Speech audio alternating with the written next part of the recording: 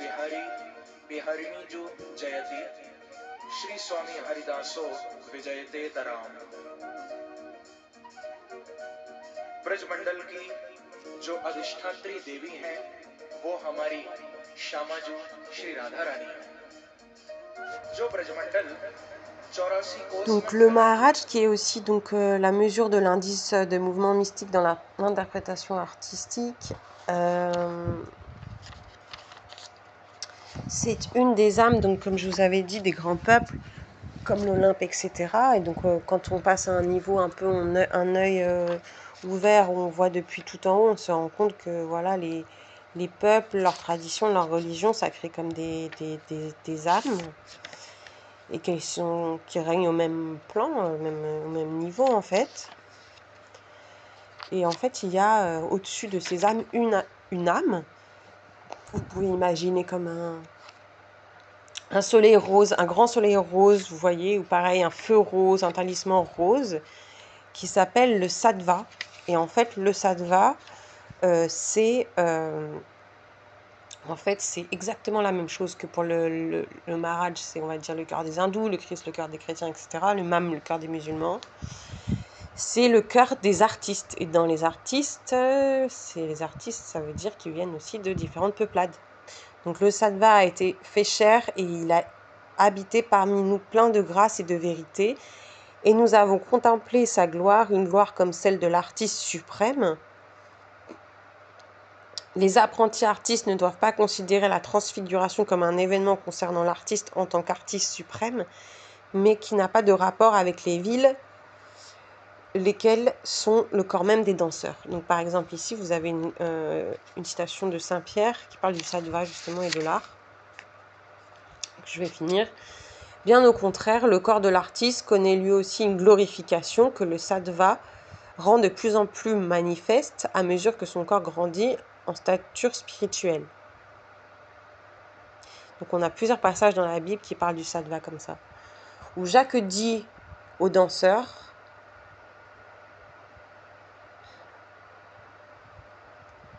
toi qui as le visage dévoilé, reflétons comme un miroir la puissance de la lumière, nous sommes transformés de gloire en gloire comme par le Seigneur suprême sattva. C'est-à-dire que de plus en plus, en se dévoilant, en reflétant la lumière, les artistes se sentent transformés au fur et à mesure de leur exercice initiatique par l'esprit en fait art qui est le sattva. Et quand il dit à un moment, ah oui, j'ai une autre interprétation ou une autre traduction où il dit comme un miroir, puissance, comme un miroir en la même image, nous reflétons la puissance de la lumière, etc. Donc ça montre aussi ce que j'avais dit sur les différents niveaux du danseur, où à la fin, en la même image, ça montre qu'il accède à la matière en fait. Qu'il y a une sorte de réitération en fait du persona qui permet d'aller modifier la matière. Et il finit par dire l'espérance des chrétiens reposant bien là. Et il dit, à savoir qui, en dépit des apparences, en dépit de ce que les hommes considèrent comme important et digne d'admiration, l'artiste, le kata, corps du Seigneur 2 fois né, reflète comme en un miroir la gloire de son chef, le corps, qu'elle contemple directement et dont la vie fut la trame de sa vie. Donc, on reconnaît en fait dans la Bible, et c'est ça que je vais vous parler après, le katak, l'artiste, le sattva, donc on va dire l'emblème talisman des artistes, comme la plus haute fonction essentielle de l'humanité et comme la personne à suivre.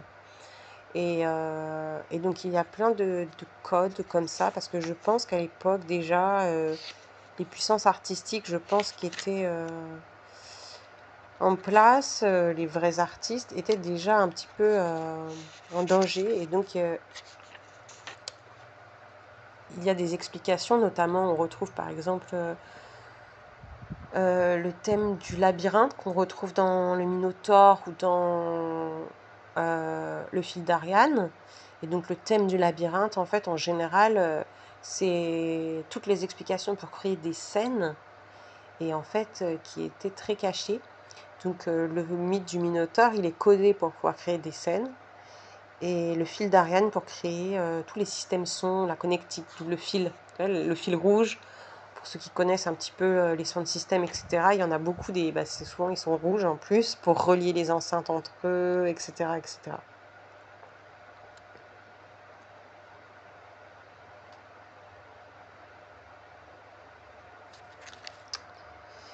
Donc, quand dans des textes christiques de la Bible, on parle du Fils bien-aimé, c'est l'artiste. Donc, c'est un code pour dire le Fils bien-aimé, c'est l'artiste. Il y a aussi Souffrir, qui quelquefois, et ça me fait penser à une chanson magnifique de Mortimer Schumann, un artiste américain qui chante l'optimiste, et il le dit souffrir dedans. Et ça peut aussi être sourire. Et mourir, ça peut vouloir dire rendre immortel aussi. Donc ça, vous pouvez essayer si vous avez des passages. Voilà, c'est souvent en fait comme ça qu'on peut atteindre le savoir ésotérique. Donc en fait, je vais voir s'il y en avait d'autres que je vous avais pas dit. Donc le Fils bien-aimé. Et quand on a aussi... j'en ai un autre que je voulais vous dire. Je me demande si c'est pas le Fils suprême, un devant Dieu, ou alors Fils unique. Alors quand c'est comme ça, mais je pense que ça va me revenir quand je vais regarder ce que j'ai écrit. Mais quand c'est comme ça, c'est souvent l'artiste suprême, c'est-à-dire celui qui non seulement il est artiste, mais il est artiste suprême. Donc il fait le katak suprême. Et quand on parle aussi des croyances, c'est aussi les artistes qui sont sur un chemin d'apprentissage, les apprentis artistes. Et voilà. Et aussi pour vous dire que Malachie, c'est un prophète qui est présent dans la Bible, et c'est un des prophètes du Sattva et qui a écrit des livres dessus. Malachie, il s'appelle. C'est le père de Métatron. On le retrouve dans la Bible. Et donc là, je vais vous montrer différents passages du Christ et vous montrer en quoi ce sont des portes du katak. Mais avant, je voulais dire quelque chose d'extrêmement important, c'est que katak, ça vient aussi de kat, qui est une plante, et on l'a nommé dans un des Sabhava, on a nommé le kat, le riz, la lavande, non, le riz, non, oh, je sais plus, le riz, il était ailleurs, je crois, mais en tout cas, on a mis le kata, ça se dit kata, et en fait, c'est une plante qui est sacrée et qui est encore présente